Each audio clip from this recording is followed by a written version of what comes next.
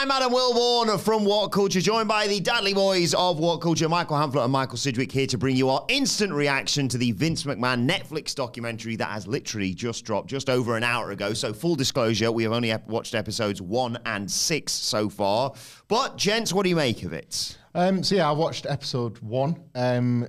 Part of what Netflix has to do is the dance that any sort of wrestling-based product that's being exposed to the mainstream has to do, which is do that broad overview of what wrestling is, or maybe not so much what wrestling is anymore, but why people connect with wrestling. Yeah. Why people connect, especially with Vince McMahon's version of what wrestling became. And for a lot of people, I guess, we're all in the bubble, so it's sometimes hard to read how Vince McMahon made wrestling, Vince McMahon's version of wrestling, because it does offer a little bit of history. But this, I would say, and I've watched probably every bit of old Vince McMahon footage you can get your hands on, every in-house production of WWE over the years, a lot of news things that would then surface on YouTube from around this period of time, which is pretty much Vince getting into the business and being given Bangor, Maine, as any long-term wrestling fans will know, was the testing ground, proving ground territory that his dad gave him through to WrestleMania 1. That pretty much sums up that period of time.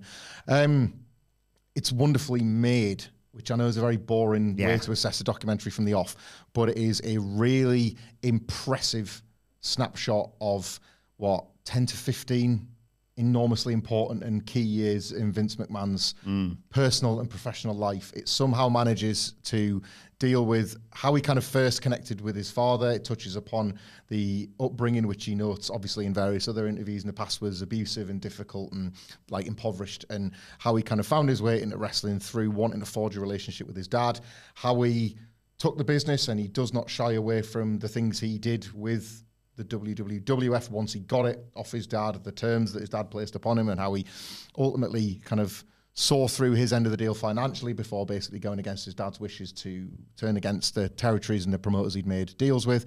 And wrestlers themselves who first pop up as talking heads, not the Austins, the Rocks and the John Cenas that you would see featured, but the likes of talent that are still around, the Hogans, there's Tony Atlas features prominently, just wrestlers that were prominent in the era, explaining to you, the viewer, either as a wrestling fan or as a layperson potentially, why Vince McMahon's moneyed and slick operation was the place to go, and why it was okay for you to sort of turn your back on a territory that had helped make you a star for Vince's money, for the bright lights and the glow in the world that Vince McMahon was trying to craft.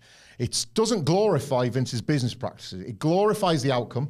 It absolutely glorifies WrestleMania. It sort of wants you to see the glossy WWF product at the time as being this mainstream alternative to the smoky bingo halls narrative that WWE likes. It definitely kind of like perpetuates that myth, let's call it what it is, perpetuates that myth, but it doesn't glorify Vince's practices and how he got there. Vince himself, as a talking head, doesn't revel in how he was screwing people over, but he owns it, I guess. He owns that he was screwing people, he was willing to fight dirty, F him, basically.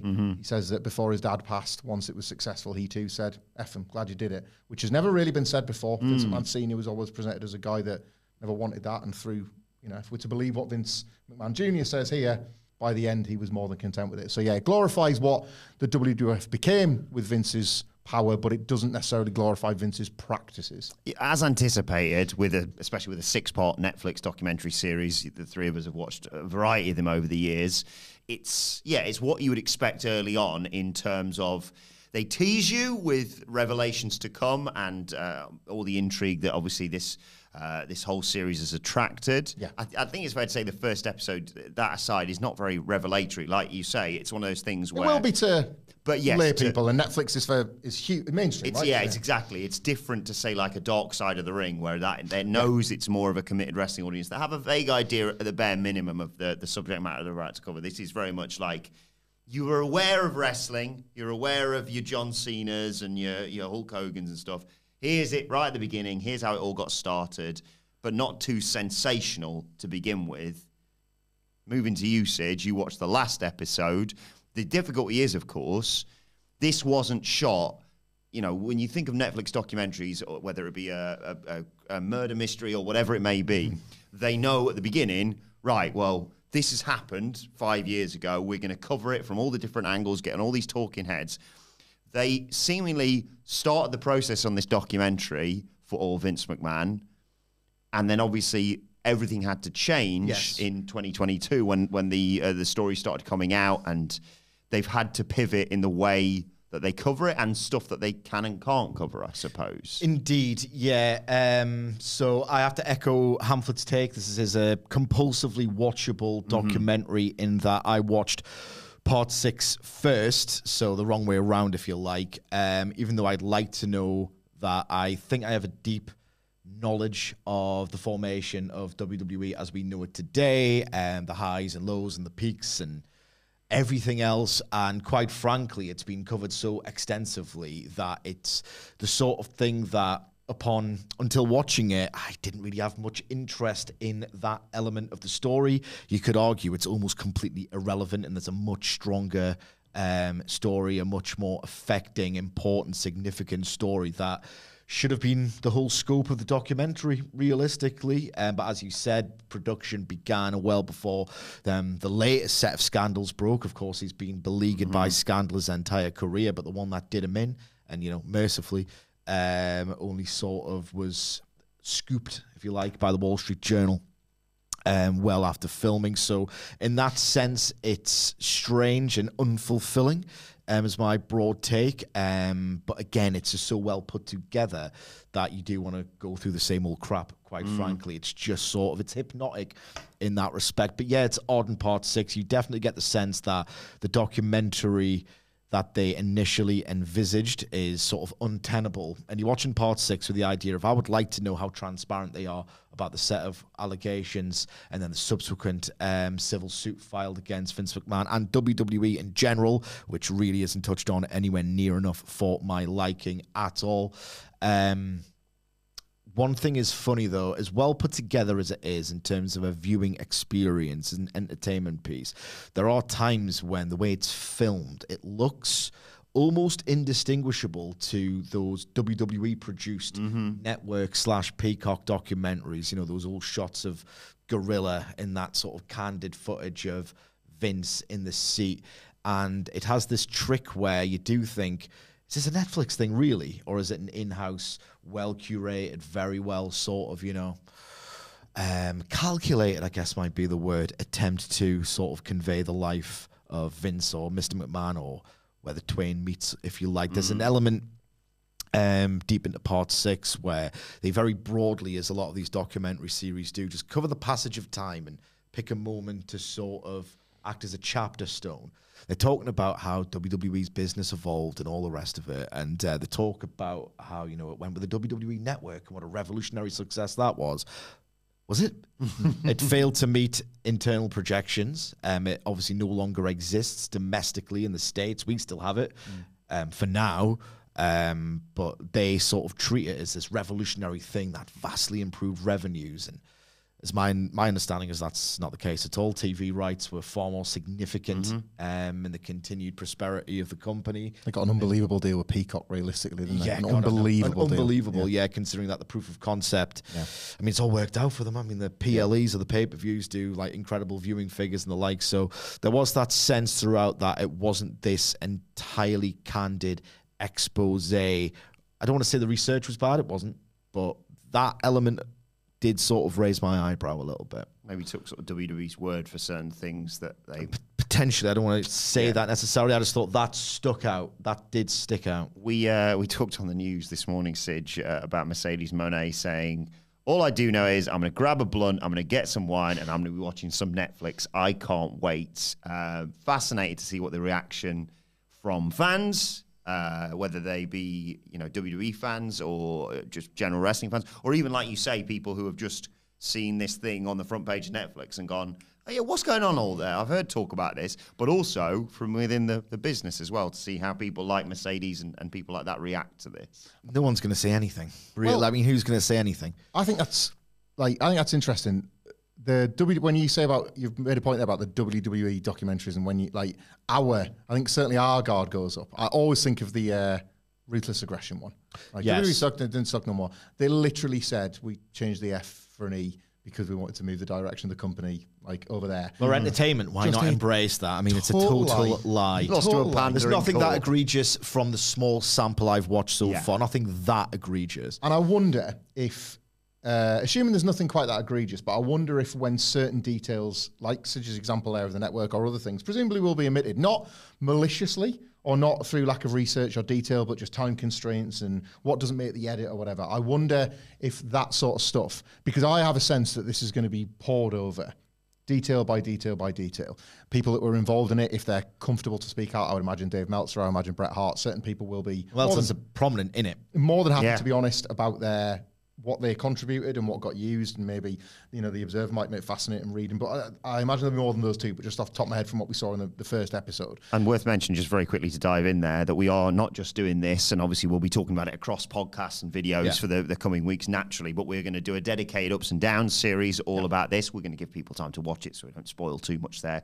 but also you and I are going to go through some of the bigger details that they may have missed on Friday, having gone through this. Which obviously, as we're recording this, we don't yet know quite how insurmountable that task might be because of I think as you referred to it as the skeletons in Vince's closet, but they're barely skeletons, and the closet is massive and been wide open for all these graveyard. Years. Yeah, like, it's a graveyard. It's just that in itself kind of made the project an impossibility to deliver it honestly without it being a 6-season, 20-episode prestige TV epic, But I do wonder, how many wrestlers will be able to attach a sort of air of triviality to it, like a Mercedes Moné, and just say, I'm going to sit down and watch and sit back and let's see, versus ones that might find themselves referenced in it and have the confidence or willingness to speak up about it. WWE still holds all the power it always did over what wrestlers might want to say. I'd be astonished if anyone contracted to WWE has anything vaguely insightful or shocking to say. I mean, let's face it, why would they? Well, there'll be some wrestlers who will presumably feel confident enough if they are out of that WWE bubble or feel no sort of, or certainly don't feel like Vince McMahon holds a power over them. I'm thinking of someone like Paul London, who was confident enough to speak about what he felt happened to Ashley Massaro, let's say. And I don't know if that's going to feature in the documentary. It does, briefly. In episode 6, I guess, there's going to be so many stories like that, and wrestlers that were close to it and are willing to say something like that. It will be interesting to see how many other stories, like the spin-off tales and conversations that wrestlers may have, and a lot of it, I imagine, will take place in the online space. Bruce Pritchard has a weekly forum with Conrad, and he may choose to ignore it completely / push back, or who knows what, you know what I mean? I think gauging by his appearance in part 6, and again, he might come off wonderfully in parts 1, 2, 3, 4, and 5. In part 6, he does the thing you would expect him to do, the thing that he does on his podcast the whole time, and that's go on the offensive about the dirt sheets and how they are the enemy and all the rest of it. Yeah, and Eric Bischoff very much the same. He's what could be a real benefit to the follow-up conversations on this documentary is the sheer breadth of talking heads, because it just feels as though plenty of them will, you see that slate of stars, don't you? The Cena, Rock, Hogan, Austin, Cody's on there. Cody, the top tier of every generation. You won't expect much from them. They'll have wanted it obviously made explicitly clear that all of these comments were filmed in 2021, but beyond that, I wouldn't expect much from them. But there will be plenty that will know them, or that will be plenty. And the wrestling is full of those sort of hierarchies and relationships and things of that nature. So I don't know. I think that a lot of the conversation following this, I expect it to run, because even if it doesn't delve deep as you would like, that in itself becomes a talking point. Yes. This is... It'll be interesting to see if there's a follow-up thing off the back of this. I don't know if it'll run. No? I think WWE will promote and produce a very well regarded and highly acclaimed Bad Blood show, and the conversation will shift as it always does. Yeah, possibly, yeah. It was fascinating this week to see a team of Netflix staff promoted front row at Monday Night Raw. Hey, they've come to Monday Night Raw this week for the commentary to mention the Dump Matsumoto documentary, and then say, and come in January, Netflix on Raw. It's it's not so much an elephant in the room as a herd of them. Yeah. What are we not tuning in Netflix for this week? Why should we wait for January? Or definitely watch the Dump documentary. That looks great. Anything else? No, nothing probably. It's so bizarre. And it does lead you to speculate, as a lot of people have, that all of this was corporate synergy. The conversations with Netflix would have been taking place as early as 2021, and there was the possibility that WWE was going to move there, and they would have imagined in this perfect world, well, we do a big, because this isn't potentially once upon a time just a Vince documentary, it's a history of the company documentary to feed lovingly into, and now the next stage of the evolution of the brand, Netflix. As with every Netflix documentary, you can't help but, one more episode, what's next?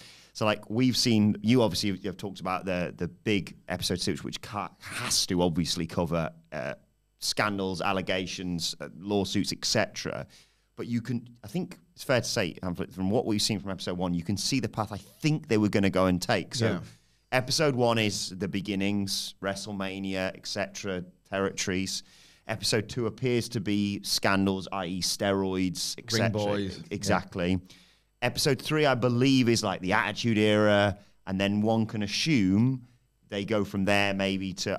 whilst you're talking next, I'm going to look up the titles of the next few episodes, but it would go to the transformation of the company, Benoit, etc. There's one, I think the penultimate episode is family, I believe, so it's specific interviews with the family about... I imagine it was like... You can plot the path that they were going on prior to, He's half bastard, he's half maverick, and here's his empire.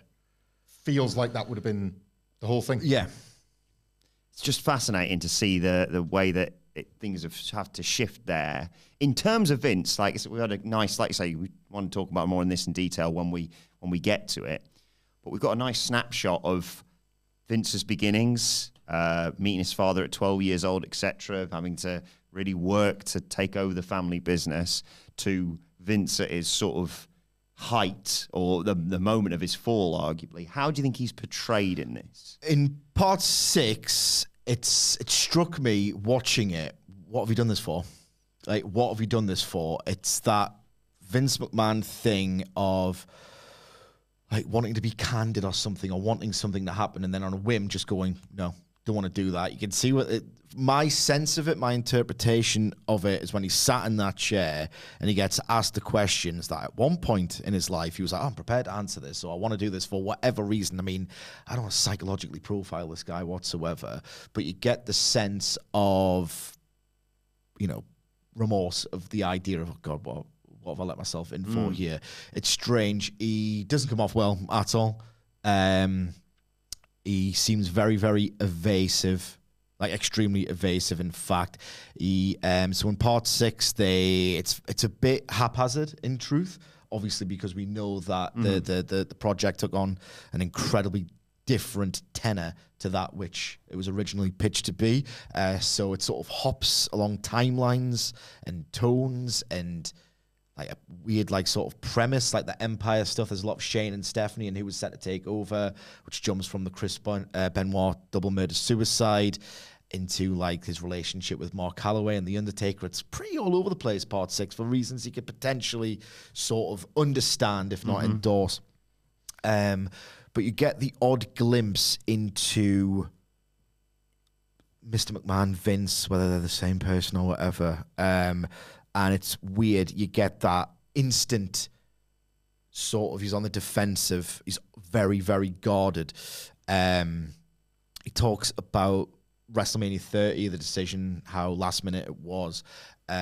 So much so that the decision to end the streak was so last minute that even though in a separate talking head, Mark Calloway, The Undertaker, discusses how he got a concussion and maybe he's the best one to know about this considering it happened to him. And, he talks about how he doesn't even remember the match. It happened very early on in the match, and Vince just says, yeah, I'm not sure about that. I just think he was so shocked psychologically that it was the trauma of the booking decision that caused him to have a memory hole about that match. And you're thinking, like, oh, you're joking. Like, that is so... He can't really say that. It's irresponsible. It's irresponsible, and you cannot say that sort of thing and expect to be taken seriously. There's a weird sort of glimpse of the Vince and Shane relationship where he, again, comes off horribly. Like, far be it from me, really, to pity the son of a billionaire. But there's a really striking moment where it's interspersed with footage of Shane McMahon as a talking head talking about his relationship with his dad and the return in 2016, and it's interspersed with footage of him falling from the top of Hell in a Cell in that match against The Undertaker, and with a weird sense of pride, Shane says, got a hug that day. I got a hug that day. My children got a hug today. My children got hugs yesterday. You know, I hug my children. How many cells did they jump off of yesterday? None. Okay. None, just to be sure. There's one interesting bit as well. So into the Vince stuff, he refuses to participate in any follow-up interviews from 2022 onwards. In light of all the scandals, he just refused to participate. So you don't even get a sense of body language because he simply does not appear for those interviews. He declines to participate. So you can't really get a grip on that. But there's one interesting thing. If you've been on X or Twitter, whatever you want to call it these days, he releases that statement saying that from the rough cuts of the documentary that he's seen, and I'm paraphrasing here, but he said something to the effect of Netflix have taken the predictable route of conflating my real life personality with Mr. McMahon persona, which, like, for me, and me alone, I'm not speaking on behalf of WhatCulture or anyone else here, it seemed to be his sort of, I'm just playing a character. You know, I'm just playing a character, and he can't infer my real-life personality and motivations and conduct and all the rest of it from what you see on television. The Hulk and Terry defense that he used in the Gawker case. Yeah. So it's interesting, and he says that there were tricks afoot or whatever. Again, I'm paraphrasing or generalizing or encapsulating that seek to support a deceptive narrative. On that, you'll have likely have seen, Reddit or at the time or whenever it's talked about, he has an interview when he's sort of grilled, if you like, about the spate of wrestler deaths that affected WWE. Or more importantly, the families of the wrestlers, but the public image of the company, just wave upon wave of untimely, tragic death. Like no age, like literally in no other industry, that age of death. And, it's Armanketian. I've probably butchered that. I apologize. And Vince does that famous, he's got his papers, his notes, and an increasingly agitated Vince McMahon. Okay, he's not portraying Mr. McMahon. This is a real interview that you're trying to get his real thoughts of. And he does the thing where he gets increasingly agitated, he just suffers complete head loss, and he mimics in baby voice Ketian's words, goes, and then lifts the paper. It looks like he's going to go for his throat. You've probably seen the footage. Now, this might be what Vince refers to as those sort of insidious editing techniques where they seek to conflate the two. But then they show footage of the awful creative to which Ashley Massaro was subjected, where they show the angle where she was just completely embarrassed and screamed at and indefinitely suspended. And wouldn't you just know it, he does the exact same thing he does to Ketian. And you could call it editing trickery, you can call it what you like, but they sort of draw together parallels of, right, he's kind of like this in real life. He's kind of like this in real life, and maybe, it isn't just a shallow, cynical exercise in conflation. They've shown you two separate instances of behavior by the real Vince McMahon and the fictionalized Miss McMahon. They react to a similar thing identically.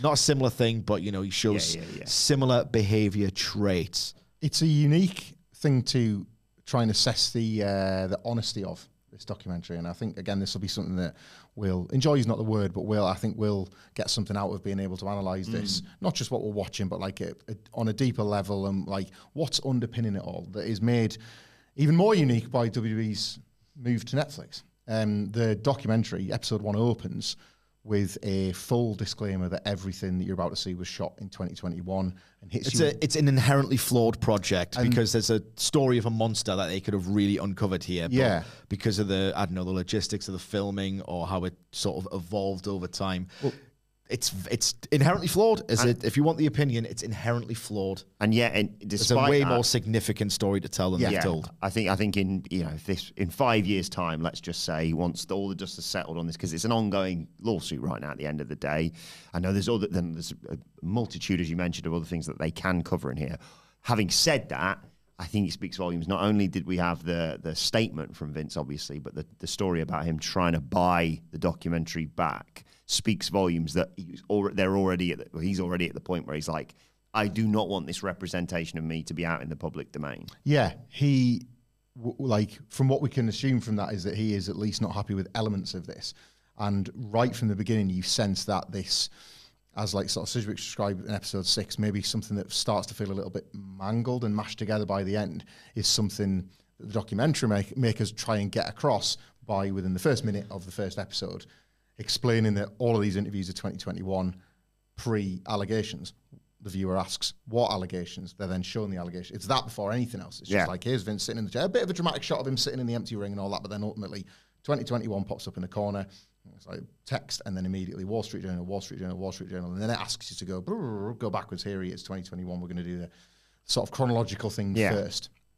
That is, I suppose, as honest as they can be, as you say, with it being an ongoing case. But what I suppose, like, if we're going to use other Netflix, we can call it what it is, like Netflix crime dramas, because there is an ongoing like legal case here. Often when Netflix have done crime dramas, I'm thinking of Making a Murderer, but there will be others. You watch it kind of as a viewer, and like that, maybe that's a good example of the layperson going into this one, because you watch it thinking, by the end of this, I'm going to see what became of this legal case.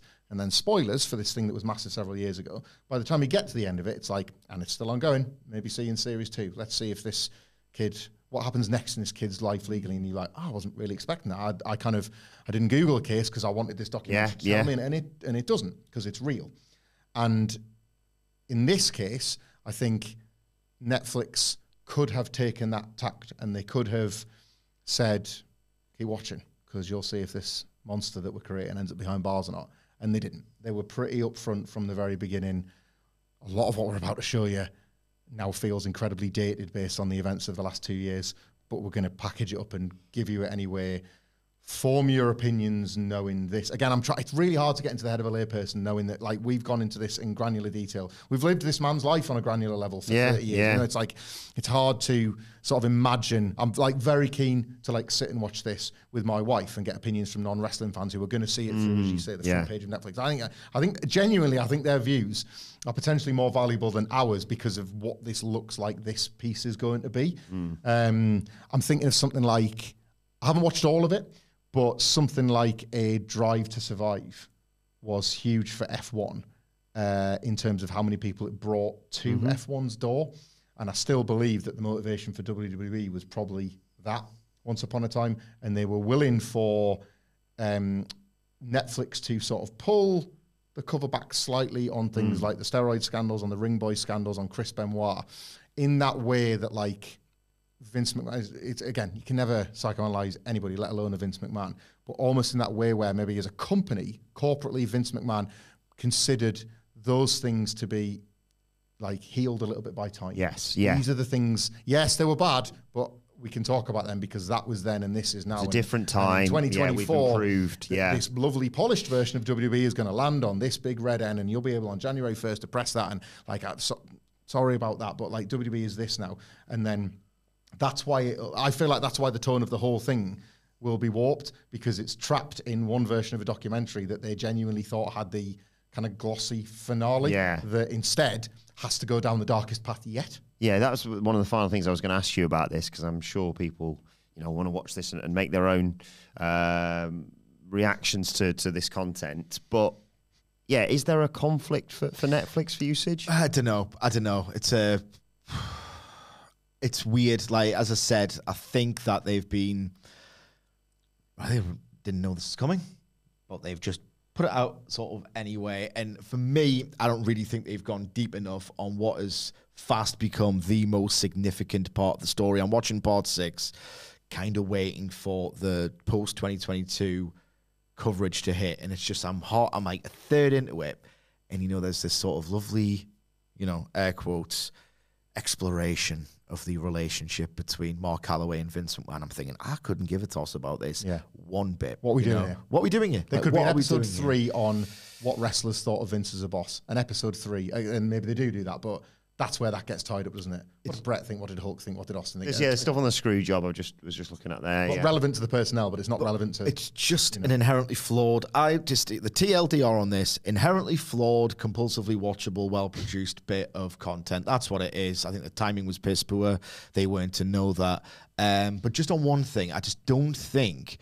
Again, it's because I'm reacting to this in how the original scope of the documentary was pitched, and it's just so untenable. A lot of it untenable and, quite frankly, irrelevant. There's this one bit where, and again, it's part 6. Up front, I'm really looking forward to exploring my further thoughts once I've watched the whole thing. Again, couldn't do enough disclaimers. We've watched part 1 and part 6. And there's this bit where they're talking about the WrestleMania 30 finish and the decision to end the screw job. And, you know, Mark Calloway says, I would take a bullet for that man. He was like a father to me. And then they do this sort of montage, if you like, maybe that's not the right word, of other former WWE talents. Trish Stratus says it. John Cena says it. He was like a father to me. He was like a fatherly figure in my life, a fatherly influence. And then Vince himself says, you know, we're a family. We're a family. And it's just like, am I watching a Peacock or a network thing here? Yeah. Am I watching a Netflix thing here? That's not challenged at all. And there's obviously so many things you could say or ask of him if you really wanted to grill him about. Is it a family, or is this almost cultish? If it's one and not the other, it's definitely a family and not a cult. How do you account for the broad history of WWE? How do you account for firing all of your family members during a pandemic? Yeah. How do you account for this when you weren't a family? You are not a family. It's a corporate business. Why do you persist with this line? Why wasn't it challenged? You know, I would have loved to have watched, and I'd still hold out hope that one day, with relevant talking heads, because some of them, my God, do not come off well. Hulk Hogan comes off horribly, as you'd expect. Bruce Pritchard comes off horribly. I think a lot of wrestlers have been put in a tough spot by this scandal. I think some speak better than others. That has shown in the last 2 years. Some wrestlers know how to speak on I've this, got no sympathy for them. and some don't. I think it is a difficult... If a wrestler knew they were working for somebody who was not a nice man as Vince McMahon, but what am I trying to say here? I think that the wrestlers that have basically had their lives and careers changed in a way that they broadly perceive to be positive. Trish Stratus is probably a good example. She has been able, with presumably incredible mental strength, to be able to box off a lot of really terrible things that we saw happen on screen, by the way, and be able to sort of create this bigger picture in which, you know, bottom Broadly, line, WWE was good for my life on a personal and professional level. I think it then puts her and others like her in a very difficult position that they are suddenly expected to then speak, frankly, on some awful things that Vince McMahon has done to other people. When it is him that should be accountable, not her. And I'm not just using Trish Stratus. I mean that. Yeah. John Cena could have done a better job and should have done. Mick Foley could have and should have done a better job. They've done horrendous jobs. There are terrible examples of people that have got this wrong, but I just think like it is not good enough that the viewer will be left to have to ask the questions that won't get asked in this documentary. But I don't know. I think that the situation that some wrestlers have been placed in by this is my opinion. Again, it's worth Cedric mentioning about we're speaking on a WhatCulture video, but these are our takes instantly after watching. And I don't include Hulk Hogan in this. You've got to sort of draw your own lines. But I think wrestlers that are suddenly on the spot over something that they might have thought Vince wasn't a good guy, but over what has emerged in the last couple of years specifically, I think some of them are in a more difficult spot than others, and a follow-up documentary might find them speaking, obviously, with more clarity on it than they would have. Maybe that's helped them put into perspective some of the negatives that they were able to go, yeah, this happened, but is he all right? There was always a but. Yeah, but he's worked out in the end. It's helped my family, whatever. But where was your line actually? Now you've read this lawsuit. Now you're even more aware of what you thought you were suspicious of. Where do you stand now? Like, there's no chance of that happening, though, is there? I doubt it. And some wrestlers may just choose not to. That's always some wrestlers are, that family line. I was watching it, rolled my eyes as I do every single time I hear it. Again, there's a different documentary to be made than that which Netflix has produced. That I think could be like a much better snapshot of what all of this is. The idea is it not, you could make the argument that Vince McMahon is an incredibly manipulative human being, and when there are people who've worked under him in, quite frankly, awful conditions for a lot of WWE's history, why wouldn't you then pivot to, hang on, is this in some way manipulative or, dare I say, abusive? And it's just not delved into at all. It's like, they missed angles because they didn't want to go to those angles originally. It's an inherently flawed, compulsively watchable project that, in spite of myself, I'll finish. There was some artistic symmetry. It was interesting. So we briefly spoke on this before we came in to record. But Sidgwick, bringing up the story of Shane and Vince's hug, like there's artistic symmetry with episode 1, in which Vince says, as Vince Senior was soon to pass away, he told him he loved him. And that was the first time he'd done it. And it was as Vince was becoming a successful promoter. And a little bit of me, again, just my speculation, sort of thinks like, oh, Shane got that hug when he sold 10,000+ tickets and jumped off a cell. Vince got that I love you as his father was about to pass when he'd made a success of the family business. And I got a hug that day. There is a pattern there of not love, not affection, not what you would consider to be like normal kind of like family bonds and relationships, and the fact that then, like, they presumably put those things in to make it like, look, the cycle repeats. This is how these things happen within these families. Well, as you say, explore that. The one that used to make me cringe was always Vince wouldn't ask you to do anything he wouldn't be willing to do himself. He has gaslighting. Like, we have a word for that now.